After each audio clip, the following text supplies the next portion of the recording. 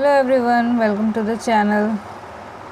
This is our second video जो हम सीरीज़ चला रहे हैं ईवीएस का, Maharashtra state board 11th standard book.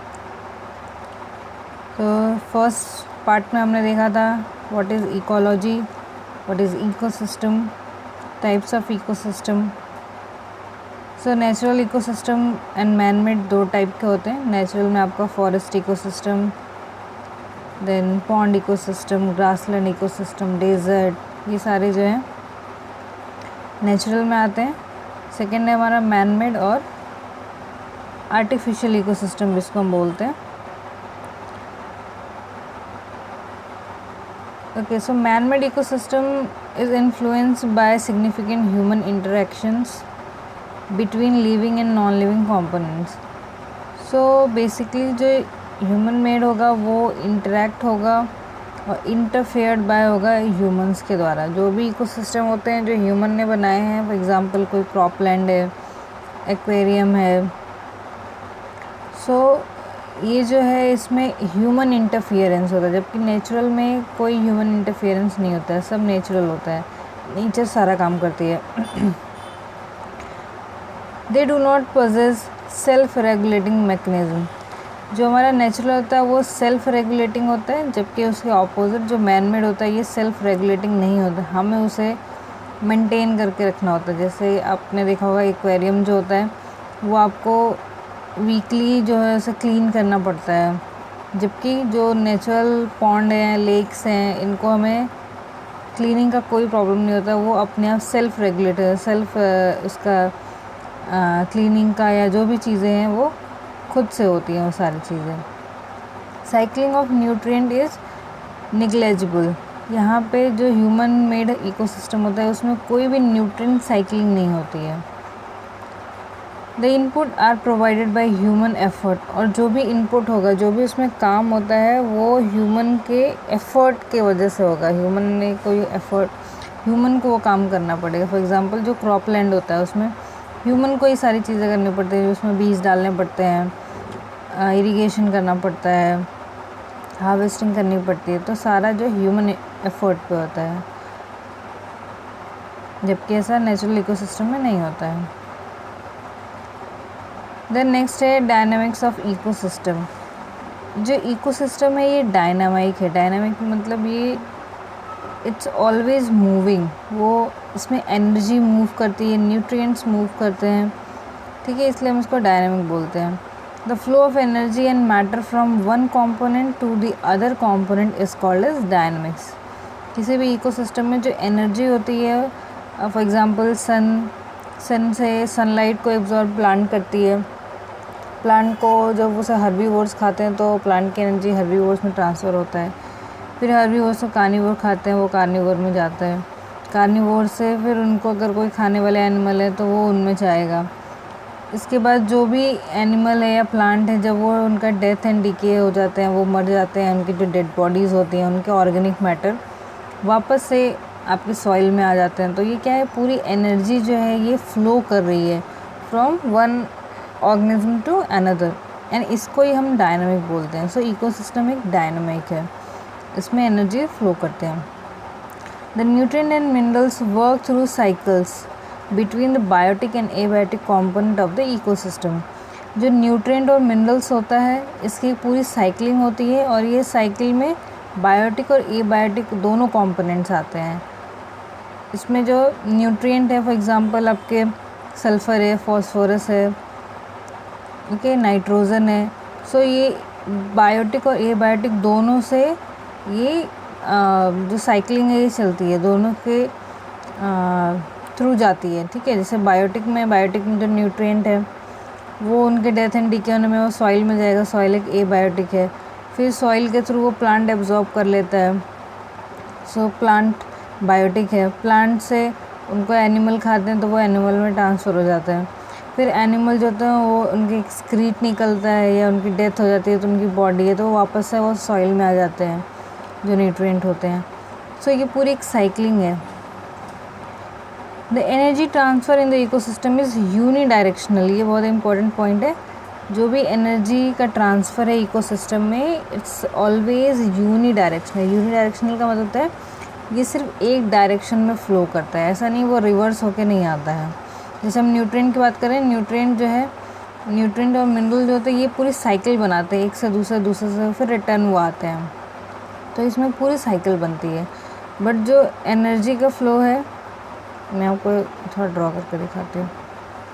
जो हमारे न्यूट्रिएंट्स हैं ये पूरी एक साइक्लिंग बनाते हैं ऐसे, ठीक है। पहले सन होगा, सन से एनर्जी लिया प्लांट्स ने, प्लांट से लेते हैं एनिमल्स लेते हैं, फिर एनिमल्स को किसी और एनिमल ने खाया, या फिर इनका जो एक्सक्रीट निकलता है तो वो वापस से वो सॉइल में आ जाते हैं, ठीक है। फिर उस सॉइल में जो न्यूट्रिएंट है उसको वापस से जो प्लांट है वो एब्जॉर्ब कर लेते हैं, फिर उस प्लांट को वापस से कोई एनिमल खाएगा, फिर उस एनिमल को कोई खाने वाला एनिमल होगा, या फिर उनका जो भी एक्सक्रीट मटेरियल होगा वो सॉइल में आएगा। तो ये पूरी एक साइकिल बनती है, ओके। सो इसको बोलते हैं जो न्यूट्रिएंट है या मिनरल है इनकी पूरी साइक्लिंग होती है, ठीक है। बट अगर हम बात करें एनर्जी की, जो एनर्जी होता है ये यूनिडायरेक्शनल, यानी कि एक डायरेक्शन में ही फ़्लो करता है, ये कभी भी रिवर्स होके नहीं आता है, ये यूनिडायरेक्शनल होता है, या इसकी साइक्लिंग नहीं होती। इससे एक इम्पॉर्टेंट क्वेश्चन बनता है, ठीक है। तो आप उसको ध्यान रखना कि जो एनर्जी होता है वो यूनिडायरेक्शनल होता है, ये वन वे होता है, ओके। सो नाउ अभी हम देखते हैं कि इकोसिस्टम को डायनामिक क्यों बोलते हैं, क्या क्या ऐसे फंक्शन होते हैं जिनकी वजह से इनको डायनामिक बोला जाता है। सो फर्स्ट है आपका food chain, food web, trophic levels होते हैं इकोसिस्टम में, एनर्जी फ्लो होता है जब हमने यूनिडायरेक्शनल की बात की, फिर इकोलॉजिकल पिरामिड्स होते हैं, एंड बायोजियोकेमिकल साइकिल्स होते हैं। ये साइक्लिंग जो भी हमने न्यूट्रिएंट और मिनरल्स साइकिल की बात की थी उनको ही बायोजियोकेमिकल साइकिल बोलते हैं। So now let's see one by one. पहले देखिए food chain, the transfer of energy from the source क्या है यहाँ पे, फूड चेन का सोर्स। फूड चेन का सोर्स हम सन को नहीं बोलेंगे, ठीक है। सन से जो लाइट है, एनर्जी है, वो कैप्चर प्लांट करते हैं। सो जो फूड चेन हमारा स्टार्ट होता है वो हमेशा प्रोड्यूसर से या फिर प्लांट से स्टार्ट होगा, ठीक है। सो जो फूड की जो एनर्जी है वो फ्रॉम द सोर्स यानी प्लांट से निकल के कंज्यूमर तक ये पूरा एक चेन बनता है, ठीक है। और ये चेन किसके थ्रू बन रहा है, फूड के थ्रू बन रहा है। एक को दूसरे ने खाया, दूसरे को तीसरे ने खाया, और उस खाने में जो एनर्जी पास होती है उसको हम फूड चेन बोलते हैं, फूड के थ्रू जो चेन बन रहा है। Green plants in the food chain occupy the first trophic level. आपके इकोसिस्टम में सारे और जो ऑर्गेनिज्म होते हैं उनको ट्रॉफिक लेवल्स में डिवाइड किया गया है, उनको ट्रॉफिक लेवल्स बोलते हैं। सो जो पहला ट्रॉफिक लेवल है वो प्रोड्यूसर का होता है, ठीक है। Producer are the first trophic level of any food chain, क्योंकि स्टार्ट का फूड का जो ट्रांसफ़र, फूड एनर्जी का जो ट्रांसफ़र होता है वो प्लांट से होता है, इसलिए हम हमेशा जो है ट्रॉफिक लेवल पे प्लांट्स रहते हैं। फिर उन प्लांट्स को खाते हैं हर्बीवोर्स, इसलिए वो हर्बीवोर्स जो होते हैं उनको हम सेकेंड ट्रॉफिक लेवल बोलते हैं, और उनको प्राइमरी कंज्यूमर भी बोला जाता है, ठीक है। उसके बाद जो हर्बीवोर्स को खाते हैं वो होते हैं कार्निवोर्स। कार्निवोर्स को हम थर्ड ट्रॉफिक लेवल में रखते हैं। इसका मैं आपको एक डायग्राम बनाती हूँ तो आपको ज़्यादा अच्छे से समझ में आएगा। ये पहला हो गया फर्स्ट ट्रॉफिक लेवल, जिसमें आते हैं प्लांट्स, या फिर उनको हम प्रोड्यूसर बोलते हैं। इन प्लांट्स को खाते हैं एनिमल या हर्बीवोर्स खाते हैं प्लांट्स को। तो जो हर्बीवोर्स हैं, अगर हम ट्रॉफिक लेवल में बात करें तो ये तो सेकेंड ट्रॉफिक लेवल पे हो गए, और जो हर्बीवोर्स हैं ये कंज्यूमर भी होते हैं, ठीक है। तो इनको क्या बोलते हैं, प्राइमरी कंज्यूमर। कंज्यूमर में भी ये कौन सा कंज्यूमर होता है, प्राइमरी कंज्यूमर। अब इस हर्बीवोर को खाते हैं कार्निवोर्स, ठीक है। फॉर एग्जांपल प्लांट को खाया काऊ ने या गोट ने, तो वो हर्बीवोर है, गोट हर्बीवोर है, कंज्यूमर है, इसलिए कंज्यूमर में भी प्राइमरी कंज्यूमर है, और अगर ट्रॉफिक लेवल में बात करें तो वो सेकेंड ट्रॉफिक लेवल। उस गोट को खाया, फॉर एग्ज़ाम्पल लॉयन ने खा लिया, ठीक है। सो वो लॉयन क्या हो गया, ये सेकेंडरी कंज्यूमर होगा, कंज्यूमर के टर्म में सेकेंडरी कंज्यूमर हो गया। एंड ट्रॉफिक लेवल में बात करें तो 1 2 3 थर्ड ट्रॉफिक लेवल पे आ गया ये, ठीक है।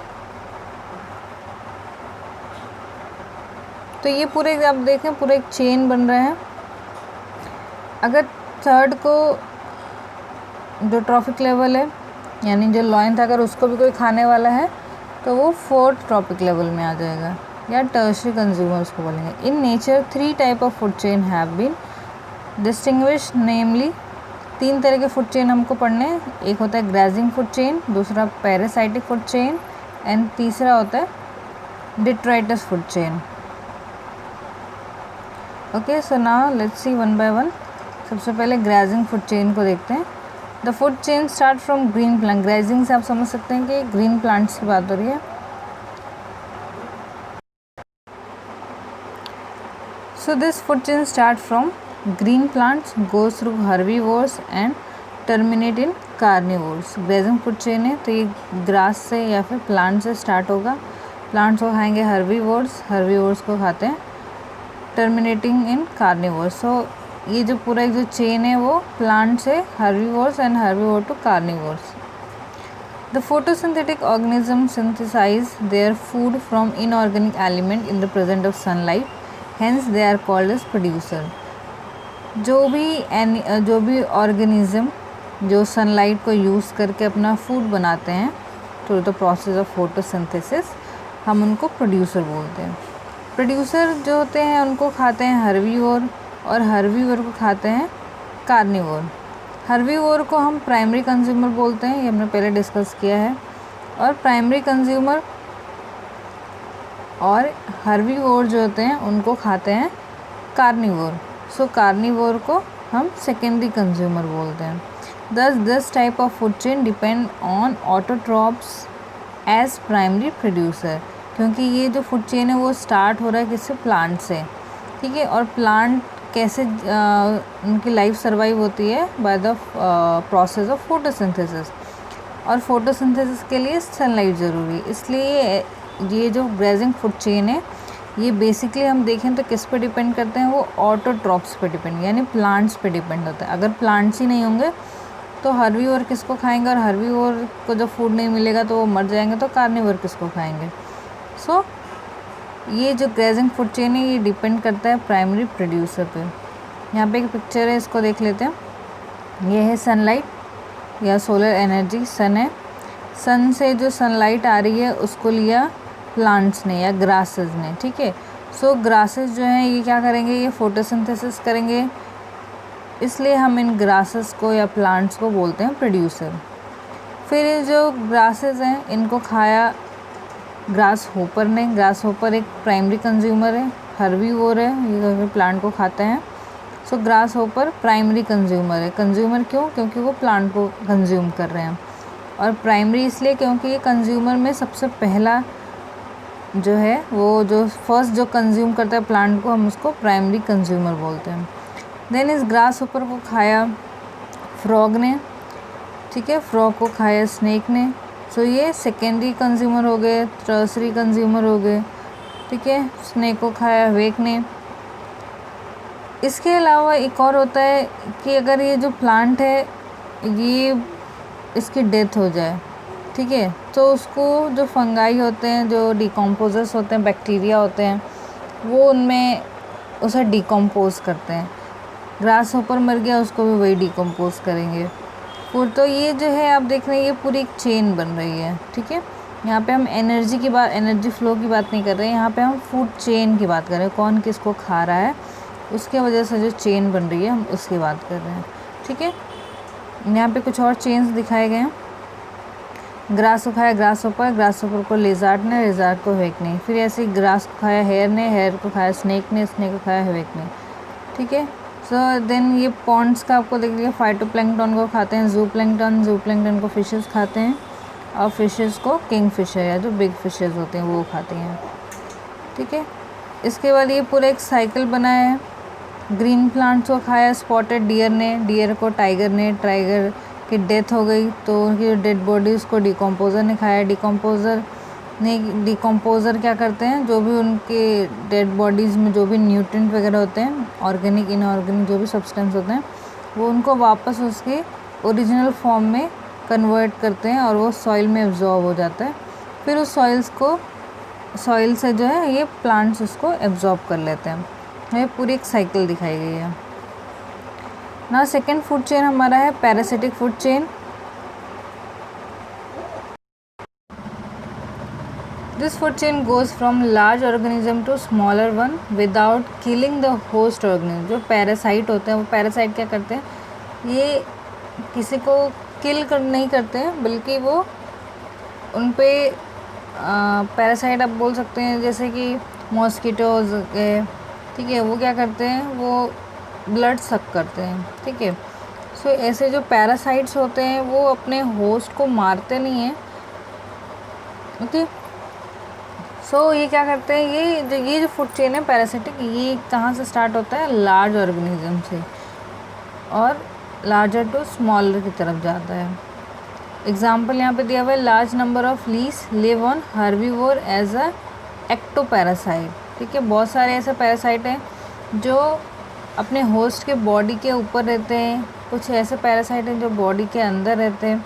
बेसिकली जो पैरासाइट होते हैं वो अपने होस्ट का फूड जो है वो यूज़ करते हैं, ठीक है। थर्ड है आपका detritus food chain.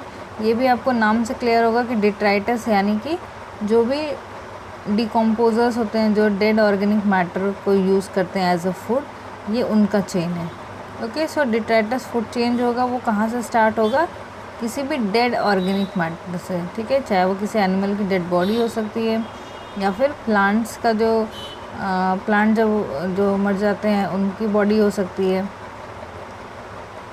The food chain start from dead organic matter of decaying plants and और एनिमल, ठीक है। तो प्लांट्स का भी हो सकता है, एनिमल का भी हो सकता है। Micro organism and then to detritus feeding organism. So ये जो होते हैं, ये जो फूड चेन है वो कहाँ से चलता है, किसी भी डेड बॉडी से स्टार्ट होगा और वहाँ से पहले वो माइक्रो ऑर्गेनिज़म्स जो होते हैं वो एक्ट करते हैं, और फिर जो डिट्राइटिंग फीडिंग ऑर्गेनिज़म होते हैं, ठीक है, जैसे कि आपके क्रो हो गए, देन वल्चर होते हैं, ठीक है, जो भी डेड बॉडीज़ को खाते हैं, तो ये उनके थ्रू फूड चेन चलता है। Dead and drying leaves in the forest are broken into smaller pieces by soil animals such as beetles, ants, earthworm, on which fungi and bacteria act to produce soil nutrient. तो जो भी dead bodies हैं या फिर जो dry leaves हैं, इनको पहले जो ये काफ़ी बड़े बड़े साइज़ में होते हैं, तो इनको छोटे छोटे पार्ट्स में जो है वो जो बेटल्स हैं, एंट हैं, अर्थवॉर्म है, ये इनको ब्रेक करने का काम करते हैं छोटे छोटे पार्ट्स में, और फिर उसके बाद उसके ऊपर जो भी डिकम्पोज़र है, फंगाई हैं या फिर बैक्टीरिया हैं, तो वो उसके ऊपर एक्ट करते हैं, उसे डिकम्पोज करते हैं, और उसमें जो भी मिनरल्स होते हैं, जो भी न्यूट्रिएंट्स होते हैं, वो सॉइल उन्हें एब्जॉर्ब कर लेती है। Some of these soil animals are used food by secondary consumer like birds, frog and lizard. इसके अलावा जो सॉइल एनिमल्स होते हैं वो जो सेकेंडरी कंज्यूमर के से भी अपने फूड को लेते हैं, ठीक है, जैसे बर्ड्स हो गए, फ्रॉग हो गए, लेजर्ड हो गए, ओके। सो ये थे 3 type of food chain. Next है हमारा फूड वेब, इसको हम नेक्स्ट लेक्चर में डिस्कस करेंगे।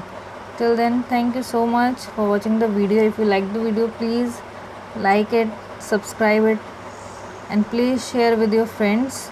And guys, if you have any suggestion for me, please write in comment section below.